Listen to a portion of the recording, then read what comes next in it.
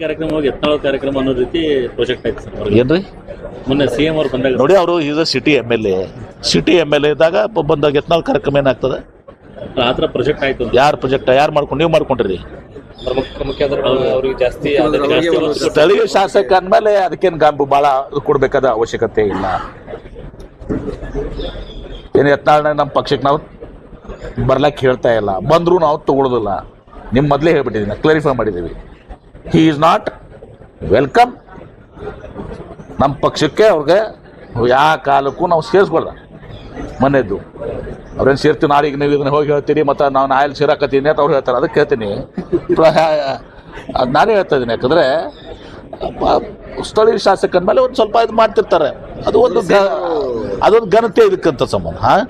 CM ಅವರು ಅವ್ರಿಗೆ ಅವ್ರ ಫೇವರ್ ಆಗಿ ಸುಮ್ಮನೆ ಫೇವರ್ ಅಂತಾರೆ. ನೋಡಿ, ಆಯ್ತಪ್ಪ ಬಂದ್ಮೇಲೆ ಸ್ಥಳೀಯ ಶಾಸಕ ಏನೋ ಪ್ರಪೋಸಲ್ ಕೊಟ್ಟರು, ಆಯ್ತಪ್ಪ ಕನ್ಸಿಡರ್ ಮಾಡೋಣ ಅಂದಿದ್ದಾರೆ. ಕಾಂಗ್ರೆಸ್ ಶಾಸಕರು ಸರ್ ನಮ್ಮದ್ರ ತರ ಮಾಡ್ತಾರೆ. ಯತ್ನಾಳ್ ಜಲ್ದಿ ಮಾಡಿದ್ರು. ಯಾರಂದ್ರು? ಕಾಂಗ್ರೆಸ್ ಶಾಸಕರ ಯಾರಂದ್ರ? ಯಾರು ಡೈರೆಕ್ಟ್ ಆಗಿ ಅಂದ್ರು ಸರ್. ಡೈರೆಕ್ಟ್ ಅದು ಸುಮ್ಮನೆ ನೀವು ಕಲ್ಪಿಸ್ಕೊಂಡಿದ್ ಕೇಳ್ತಮ್ಮ ಹೊರಗೆ ಅನ್ನತ್ತಾರೆ ಸರ್ ಎಲ್ಲ ಕಾರ್ಯಕ್ರಮ. ನೋಡಿ, ಅದೊಂದು ಸುಮ್ಮನೆ ಸೌಜನ್ಯದ ವಿಚಾರಗಳು. ಅಂದ್ರೆ ಈ ವಿಚಾರ ಏನಾಗ್ತಾರೆ, ಸ್ವತಂತ್ರ ಅಭ್ಯರ್ಥಿಗೆ ಅಂದ್ರೆ ಕರೆಕ್ಟ್ ಸೇರಿವಲ್ಲ ಸೌಜನ್ಯ. ಈಗ ನಾವು ಅದೊಂದು ಕಾರ್ಯಕ್ರಮಕ್ಕೆ ಹೋಗ್ತೀವಿ, ಅಲ್ಲಿ ಸ್ಥಳೀಯ ಶಾಸಕರು ಇರ್ತಾರೆ. ನಾನು ಕೂಡ ಆ ಸ್ಥಳೀಯ ಶಾಸಕ ಬೈದ್ ಬರಲಿ ಅವ್ನಿಗೆ ಸ್ಟೇಜ್ ಮ್ಯಾಗ. ಅದಕ್ಕೆ ಭಾಳ ಮಾತು ಕೊಡುವಂತ ಅವಶ್ಯಕತೆ ಇಲ್ಲ. ನನಗೆ ಗೊತ್ತಿಲ್ಲ ಈಗ ಏನೇನು ತಡೀತದೆ ಅಂತ. ನಾನು ತಿಳ್ಕೊಂಡಿಲ್ಲ. ಈಗ ನಾನು ದಾವೋಸ್ನಾಗಿದ್ದೆ. ಆಮೇಲೆ ಇದೇ ಒಂದೇ ನನಗೆ ಇಂಡಸ್ಟ್ರಿ ಡಿಪಾರ್ಟ್ಮೆಂಟ್ ಅವ್ರಿಗೆ ತಿರುಗುಂದಿ ಒಂದೇ ಇರೋದಲ್ಲ. ನೋಡೋಣ ಅಂತ ಎಲ್ಲಿ ಬಂದಿದೆ ಅಂತ.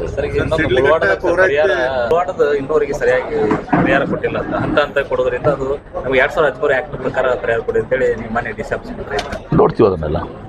ಅದೆಲ್ಲ ನೋಡ್ಕೋತೀವಿ. ಅದಕ್ಕೆ KDB ಅದಕ್ಕೆ ಸಭೆ ಮಾಡಿದ್ರು. ನೋಡ್ತೀವಿ, ಅದನ್ನೆಲ್ಲ ಚೆಕ್ ಮಾಡ್ತೀವಿ. ನ್ಯಾಯಯುತವಾಗಿ ಏನದ ಮಾಡ್ತೀವಿ. ಪದ್ಧತಿ ಏನದ KDB ಆ ಪ್ರಕಾರ ಮಾಡ್ತೀವಿ. ಅಧಿವೇಶನ ರಣಾಂಗಣವಾಗಿ ಮಾಡ್ತೀವಿ. ವಿಶೇಷ ಅಧಿವೇಶನ ನೋಡಿ, ತಮ್ಗೆ ಗೊತ್ತಿದೆ, ಗವರ್ನರ್ ಅಡ್ರೆಸ್ಸು ಫಸ್ಟು ಹೊಸ ವರ್ಷದಲ್ಲಿ ಪ್ರಥಮ ಏನು ಅಧಿವೇಶನ ಆಗುತ್ತೆ, ಅದಕ್ಕೆ ಗವರ್ನರ್ ಅಡ್ರೆಸ್ ಇರಬೇಕಾಗ್ತದೆ. Governor is the voice of the government ಇವತ್ತಿನ ದಿವಸ ಏನು ನಾವು ಅವ್ರಿಗೆ ಎದುರು ಕೊಡ್ತೀವಿ ಅದನ್ನು ಓದ್ತಾರೆ. ಹಿಂದೆಲ್ಲ ಓದಿಲ್ವಾ ಅವರು? ಇದೇ ಗವರ್ನರ್ ಓದಿಲ್ವಾ? ಓದಿದಾರಲ್ಲ. ಈಗ ಯಾಕೆ? ಮಹಾತ್ಮ ಗಾಂಧಿ ರೋಜ್ಗಾರ್ ಯೋಜನೆ ಅನ್ನೋದು ಒಂದು ಮಹತ್ವವಾದಂಥ ಯೋಜನೆ ಮೊನ್ನೆ ಕೊಟ್ಟಿದ್ದೀನಿ ನಿಮಗೆಲ್ಲ.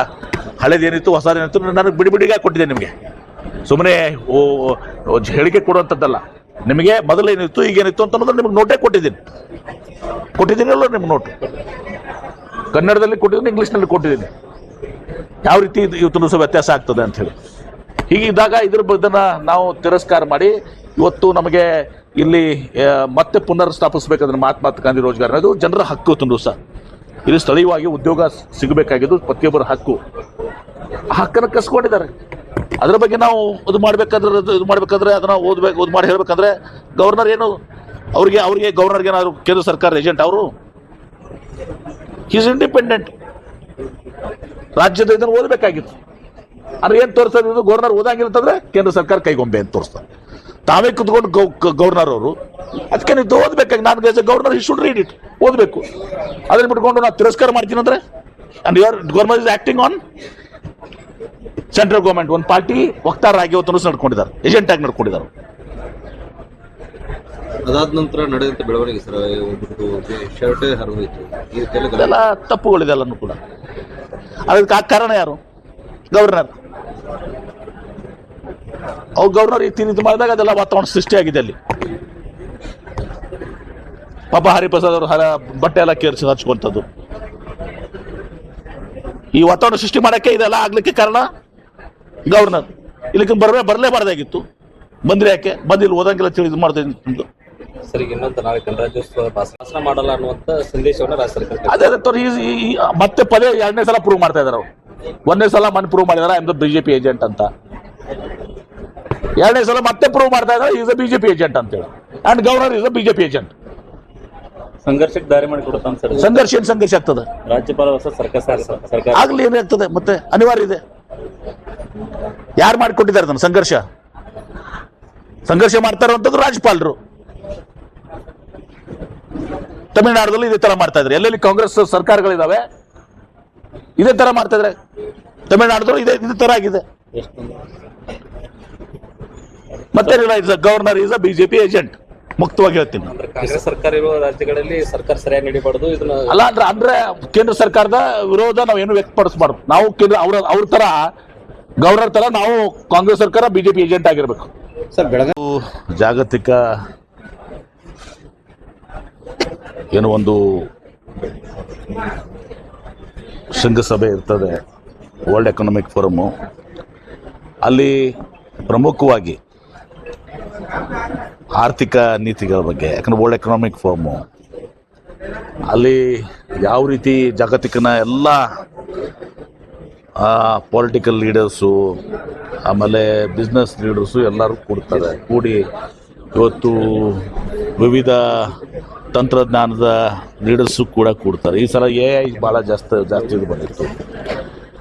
ಯಾವ ರೀತಿ ಈಗ ಭೌಗೋಳಿಕ ಈ ಒಂದು ವ್ಯವಸ್ಥೆ ನಡೆದಿದೆ, ಯುದ್ಧಗಳ ಒಂದು ಇದು, ಆಮೇಲೆ ಈ ಟ್ರಂಪ್ ಅವ್ರ ತಾರೀಫು, ಇವೆಲ್ಲ 108 ವಿಚಾರದಲ್ಲಿ ಏನು ಜಿಯೋ ಪೊಲಿಟಿಕಲ್ ಸಿಚುವೇಶನ್ ಅಂತ ಏನಂತೀವಿ ನಾವು, ಅದ್ರ ಬಗ್ಗೆ ಅನೇಕ ಡಿಸ್ರಪ್ಷನ್ಸ್ ಆಗ್ತವೆ. ಅಂದರೆ ಈಗ ತಾರೀಫ್ ಹಾಕಿರುವಂಥದ್ದು ಇವೆಲ್ಲನೂ ಕೂಡ ನಡೆದಿದೆ. ಇಂಥ ಸಂದರ್ಭದಲ್ಲಿ ಇವತ್ತು ಅನೇಕ ವಿಚಾರಗಳಲ್ಲಿ ಯಾವ್ಯಾವ ಸೆಕ್ಟರ್ಸಲ್ಲಿ ಈಗ AI ಇರ್ಬೋದು, ಡಾಟಾ ಸೆಂಟರ್ಸ್ ಇರ್ಬೋದು, ಹೀಗೆ ಎಲ್ಲನೂ ಕೂಡ ನಡೀತದೆ. ಈಗ ಅನೇಕ ವಿಶ್ವ ದಿಗ್ಗಜರು ಅಲ್ಲಿ ಬರ್ತಾರೆ ರಾಜಕೀಯವಾಗಿ. ಆಮೇಲೆ ಈಗ ಇಲಾನ್ ಮಸ್ಕ್ ಅಂತವರು ಕೂಡ ಅಲ್ಲಿ ಇರ್ತದೆ, ಅಲ್ಲ ಜಾಗತಿಕ ಇದು ಎಲ್ಲರೂ ಕೂಡ ಬರ್ತಾರೆ. ಅಲ್ಲಿ ಡಿಬೇಟ್ಸ್ ನಡೀತದೆ, ಡಿಸ್ಕಷನ್ಸು ನಡೀತದೆ, ಚರ್ಚೆ ನಡೀತದೆ, ಯಾವ ರೀತಿಯ ಮೇಲೆ ನಾವು ಮುಂದೆ ಹೋಗ್ಬೇಕು ಅಂತೇಳಿ. ಮತ್ತು ನಾವು ಕೂಡ ವಿವಿಧ ರಾಜ್ಯಗಳು, ಭಾರತ ದೇಶ ಅಷ್ಟೇ ಅಲ್ಲ, ಭಾರತ ದೇಶನೂ ಕೂಡ ಒಂದು ಪವೆಲಿಯನ್, ಇಂಡಿಯನ್ ಪವೆಲಿಯನ್ ಕೂಡ ಇತ್ತು. ನಮ್ಮ ಪವೆಲಿಯನ್ಸ್ ಕೂಡ ಎಲ್ಲ ಅನೇಕ ರಾಜ್ಯಗಳೆಲ್ಲ ಭಾಗವಹಿಸಿದ್ದೀವಿ. ಕರ್ನಾಟಕ ಒಂದು ಮುಂಚೂಣಿರುವಂಥ ಅದು ಒಂದು ರಾಜ್ಯ. ಇವತ್ತು ನಾವು ಜಾಗತಿಕವಾಗಿ ನಾವು ಕಾಂಪೀಟ್ ಮಾಡ್ತೀವಿ. ಆದ ರೀತಿಯಿಂದ ನಾವು ಸುಮಾರು 60 ಸಭೆಗಳನ್ನ ಇವತ್ತು ದಿವಸಲ್ಲಿ ಮಾಡಿದ್ದೀವಿ. ಸಭೆಗಳು ಮಾಡಿ ಭೇಟಿಯಾಗಿ ಎಲ್ಲ ಕೂಡ ಚರ್ಚೆ ಮಾಡಿದ್ದೀವಿ. ಇದರಲ್ಲಿ ಇನ್ವೆಸ್ಟರ್ಸು MOU ಮಾಡ್ಕೊಳ್ಳುವಂಥದ್ದು ಈಗ ಸರಿಯಲ್ಲ ಅಂತ ಇವತ್ತು ದಿವಸ ಪ್ರಧಾನಮಂತ್ರಿಗಳ ಅಭಿಪ್ರಾಯನೂ ಕೂಡ ಇತ್ತು. ಅಂದರೆ ವಿಶೇಷವಾಗಿ ಇಂಡಿಯನ್ ಕಂಪನಿ ಜೊತೆಗೆ ಕೆಲವು ರಾಜ್ಯಗಳು ಅಷ್ಟು ಲಕ್ಷ ಕೋಟಿ ಇಷ್ಟು ಲಕ್ಷ ಕೋಟಿ ಅಂತ ಅನೌನ್ಸ್ ಮಾಡಿದ್ದಾರೆ. ಪ್ರೈಮ್ ಮಿನಿಸ್ಟರು ಕೂಡ ಹೇಳಿದರು, ಇಂಡಿಯನ್ ಕಂಪನಿ ಜೊತೆಗೆ ಹೋಗಿ ನೀವು ದಾವೋಸ್ನಾಗ ಸೈನ್ ಯಾಕೆ ಮಾಡ್ತೀರಾ? ಕರೆಕ್ಟ್ ಇದೆ, ಅದು ಈ ವಿಚಾರದಲ್ಲಿ ಕರೆಕ್ಟ್ ಇದೆ. ನಮ್ಮವ್ರಿಗೆ ನಮ್ಮ ಇಲ್ಲಿ ಬೆಂಗಳೂರಿನಾಗ ಸಹಿ ಮಾಡೋದನ್ನ ಹೋಗಿ ನಾವು ಇಂಡಿಯಾದಾಗ ಸಹಿ ಮಾಡೋದು ಹೋಗಿ ಅಲ್ಲಿ ದಾವೋಸ್ನಾಗ ಹೋಗಿ ಸಹಿ ಮಾಡೋದು ಎಷ್ಟರ ಮಟ್ಟಿಗೆ ಸರಿ ಅನ್ನೋದು ಕೂಡ ಇತ್ತು. ನಾವು ಒಂದು ಸ್ವಲ್ಪ ಕಾನ್ಷಿಯಸ್ ಡಿಸಿಷನ್ ತೊಗೊಂಡಿದ್ವಿ. ಸಲ ನಾವು ಯಾವ MOU ಸೈನ್ ಮಾಡೋದಿಲ್ಲ ಅಂಥೇಳಿ. ಸ್ವಾಭಾವಿಕವಾಗಿ ಏನೋ ಅಲ್ಲಿ ಬಂದಿದ್ದಾರೆ, ಅಷ್ಟಕ್ಕೆ ಮಾತ್ರ ಮಾಡಿದ್ದೀವಿ. ಇಲ್ಲಿಕಂದ್ರೆ ಹಾಗೆ ಮಾಡ್ಬೇಕಾದ್ರೆ ಲಕ್ಷಾಂತರ ಕೋಟಿ ನಾವು ಸಹಿ ಮಾಡ್ಬೋದಾಗಿತ್ತು. ವಿಜಯಪುರ್ಗೂ ಒಂದು 2-3-4 ಕಂಪ್ನೀಸ್ಗೆ ನಾವು ಇನ್ವೈಟ್ ಮಾಡಿದ್ದೀವಿ.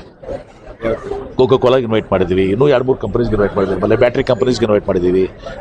ನಮ್ಮಲ್ಲಿ ಏನು ಸೂಕ್ತ ಆಗ್ತದೆ ಅಂತ 4-5 ಕಂಪ್ನೀಸ್ಗೆ ವಿಜಯಪುರ್ಗೂ ಇನ್ವೈಟ್ ಮಾಡಿದ್ದೀವಿ.